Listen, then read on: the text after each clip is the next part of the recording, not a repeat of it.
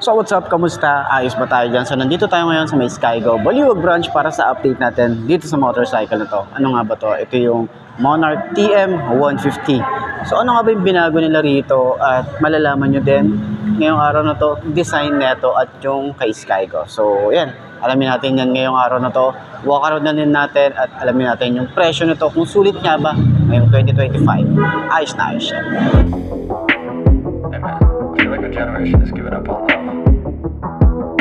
Like, do you think people actually ever fall in love anymore? Or is that just from movies? I flip her over, hit it from the back, cause she likes that. I'm writing lyrics like her poetry, she writes back. The things she's never done before, she's down to try that. She got a price tag, only I could buy that. She always a day one, she got the tats done. We gon' build this all together till the world's gone. Bank account overdrawn, not a gold digger, nah.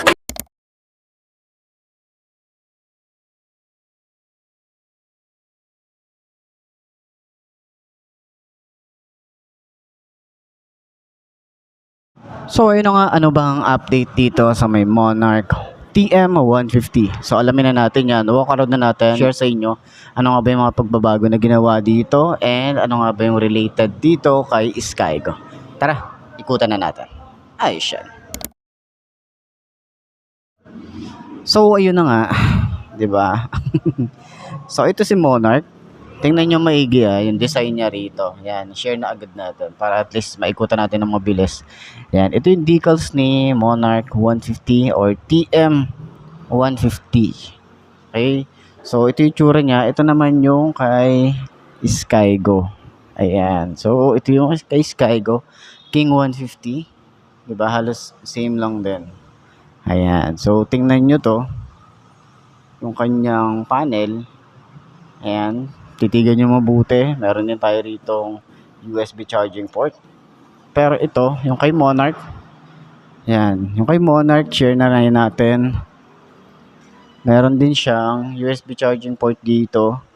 And yung ating panel dito is analog type. Ayan. So, meron tayo rito RPM. At pala RPM, speedometer, odometer. And yung kanyang fuel gauge. Gear indicator. Pag naka high beam and signal light. Ayan. So kagandahan din kasi talaga dito is meron siyang USB charging port para sa mga malalayong biyahe natin, 'di ba? So ayan, meron tayong pwede tayong mag-charge ng mga gadgets natin. So yun lang naman yung binago dito compared dun sa dati na meron siyang parang half digital and half analog. So ngayon is naka full analog type na siya. So ayan, para naman sa kanyang headlight is naka-LED tayo rito. Signal light niya is bulb type. Okay? So, dito sa side is wala siyang harang din dito. 'Di ba? Pero naka-telescopic fork and meron tayo ritong rubber boots. Dito yung busina niya. Ayan, yung kanyang front fender is metal din naman to. Maganda yung kanyang paint job dito. So, may mga glitter effect siya rito. Kung tititigan yung maigi, yan, meron siyang glitter effect dyan. Okay, so maganda yung paint job para sa kanyang telescopic fork. Kulay gray. Tapos naka-drum brake tayo rito, wide spoke. Meron tayo rito ang size ng gulong ay 2.75 by 17. Yuanqing yung kanyang brand. Okay, so dito naman sa side is meron tayo rito built-in na.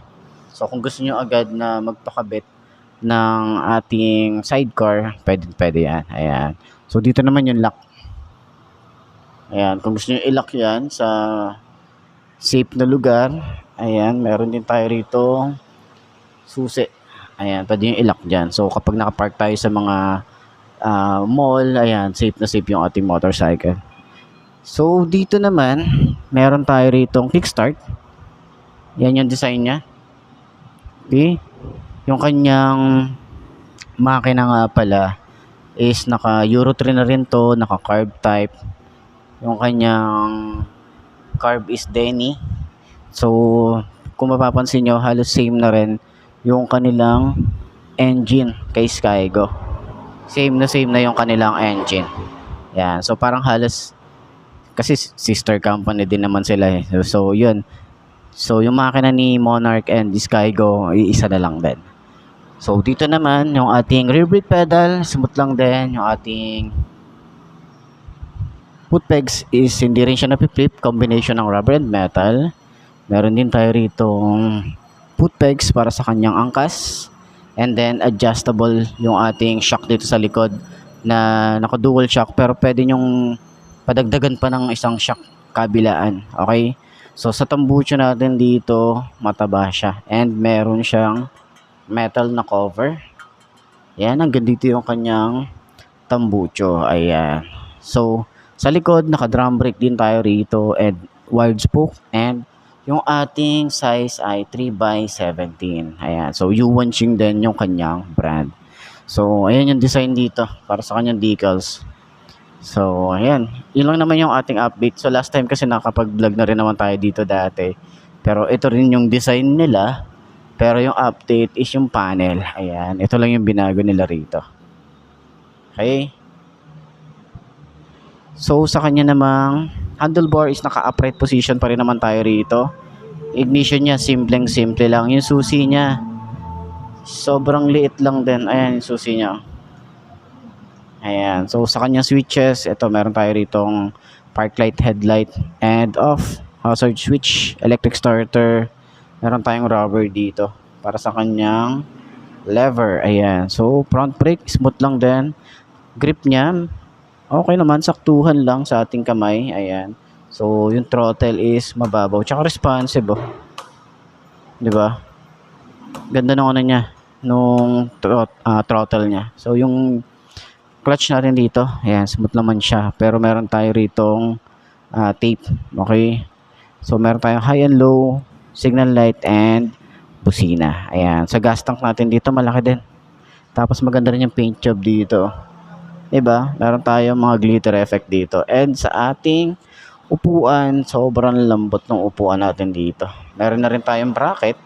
Pero kung gusto nyo maglagay ng top box, pwede na rin yan. Malawak din tayo rito. Kaya yung taillight natin dito ay LED na rin tayo rito. Ayan. So, signal light niya, pa-box type din. Same lang din dun sa harap. Is meron tayong malaking box type ng signal light. Ayan. Fender, meron tayo rito metal. And then, ito plastic. Ayan. So, kung gusto nyo tanggalin tong extension, pwede naman. Kasi may screw naman siya rito. Ito naman yung lagayan ng plate natin. So, dito sa side, meron tayo ritong chain cover. And yung size dito sa sprocket ay 38T. Ayan. So, naka-dual head shifter din tayo rito. And dito, tingnan nyo naman, halos parehas. Kay Monarch yung nakalagay dito. Naka-dual head shifter din tayo rito. Yung kanyang foot pegs, hindi rin siya napiplit. And tingnan nyo naman dito. Diba? Halos parehas na yung itsura ng Monarch. Diba? Ito kasing kay Skygo is King 150. So, same lang din yung kanilang presyo. So, alin man yung mas pipili nyo dyan, same lang din naman yan. Okay? So, ayan. Upuan natin. Kung abot ba ng 5 to na kagaya ko sa mga gustong bumili ng ganitong motorcycle tapos ganito yung height natin, check natin yan. Okay? Ayos yan. She here for all my flaws, we gon' make it to the top. She live in my section, I show she's reppin'. One look at her and you know I ain't second guessing. Never got me stressing, yeah she's a blessing. Look her body up and down, got me obsessing. I took her in some pieces, we picked them up on the weekend. Tequila, we keep on drinking till our bodies do the thinking. The mattress is always sinking, the headboard is always squeaking. She gives me all of the feelings, I think I began the healing. We're switching up our positions, my baby is on a mission. She always got my permission to do whatever she wishing. She dressing up like a kid and she be my... So, yun na nga, kung mahilig ka sa mga pan-tricycle na motorcycle, so, pwede ito, kung business type, itong Monarch TM150 na to. So, konting update lang naman para dito sa motorcycle na to. Ano nga ba yung wala sa kanila? Diba, nakita nyo naman yan kanina. So, ayan, parang halos pares na talaga sila ng design ni Skygo. Ayan, nakita nyo naman pala kanina. Okay, so, ayan, ganito yung tsura niya. Diba? Yung mga naghahanap ka ng mga pan-tricycle, pwede ang isang to. Mga pang business talaga, ito talaga yung karaniwan na talagang binibili. Lalo na yung mga nagko-custom, isa to. Tapos may mga nakita pa ako, ginagawa nilang scrambler type, yung ganitong motorcycle. So side stand muna natin. Yun, oh. Ganyan ang itsura niya kapag naka-side stand. Di ba? So, nakahigang-higa eh, no? So, 5'2" ang aking height. Ano nga bang ating itsura natin dito? Kapag nakaupo. So, yan. Sobrang tingkayad. Sobrang tingkayad. Pero, manageable naman yan kasi nga magaan yung motor. Di ba? Hindi tayo nahihirapan i-maneuver. So, yung shock niya sa harap. Ang ganda ng shock din ito.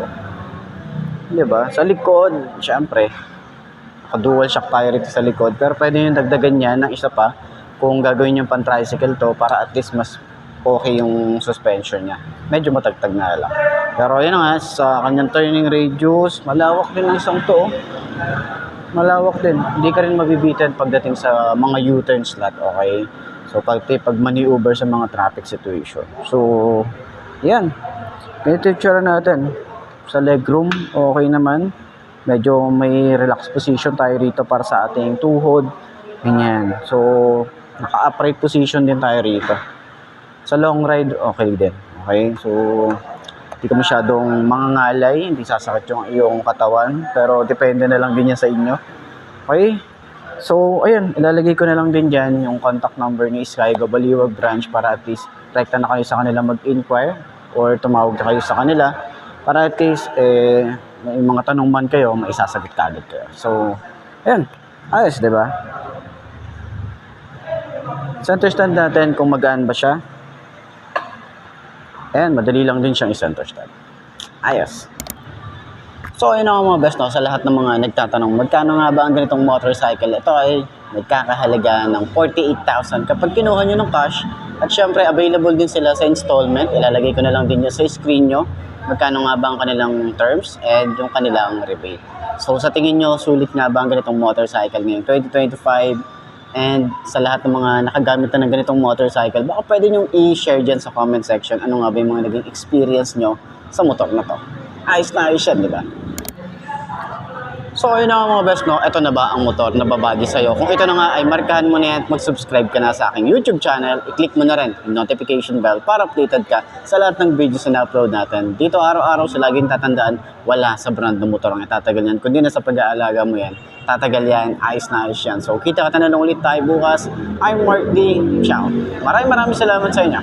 Babush. Haha. Things she's never done before, she's down to try that. She got a price tag, only I